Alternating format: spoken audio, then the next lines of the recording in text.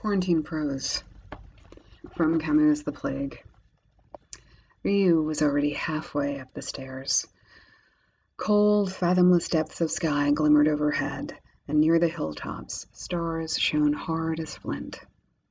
It was much like the night when he and Theroux had come to the terrace to forget the plague. Only tonight the sea was breaking on the cliffs more loudly, and the air was calm and limpid, free of the tang of brine the autumn wind had brought. The noises of the town were still beating like waves at the foot of the long line of terraces, but tonight they told not of revolt, but of deliverance. In the distance, a reddish glow hung above the big central streets and squares. In this night of newborn freedom, desire knew no limits, and it was their clamor that reached Rieux's ears.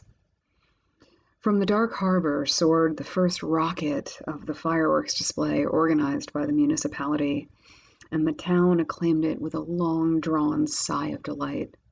Cottard, Theroux, the men and women Rieux had loved and lost, all alike, dead or guilty, were forgotten. Yes, the old fellow had been right. These people were just the same as ever. But this was at once their strength and their innocence. And it was on this level, beyond all grief, that Rieux could feel himself at one with them.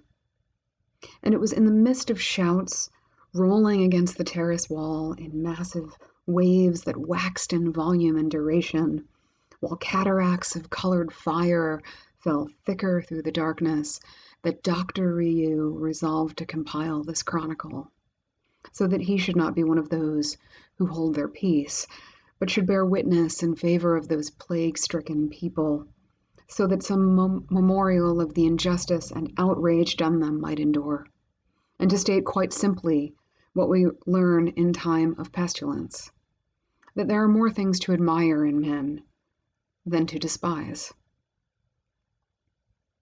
Nonetheless, he knew that the tale he had to tell could not be one of a final victory. It could be only the record of what had to be done, and what assuredly would have to be done again in the never-ending fight against terror and its relentless onslaughts, despite their personal afflictions, by all who, while unable to be saints but refusing to bow down to pestilences, strive their utmost to be healers. And indeed, as he listened to the cries of joy rising from the town, Rieux remembered that such joy is always imperiled. He knew what those jubilant crowds did not know, but could have learned from books, that the plague bacillus never dies or disappears for good, that it can lie dormant for years and years in furniture and linen chests, that it bides its time in bedrooms, cellars, trunks, and bookshelves, and that perhaps the day would come when, for the bane and enlightening of men, it would rouse up its rats again and send them to die in a happy city.